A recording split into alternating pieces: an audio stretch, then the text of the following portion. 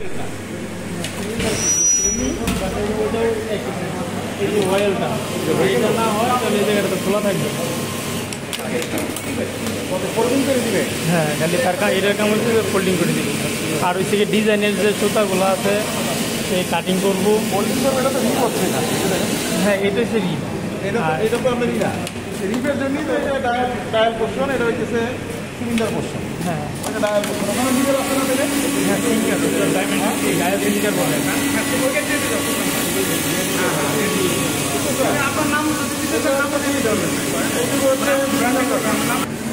Training দেবো, ট্রেনিংয়ের সময় আমরা ওটা করাই দিই। ডায়াল লিখিটা ডায়াল লিখে ডায়াল লিখে আসতে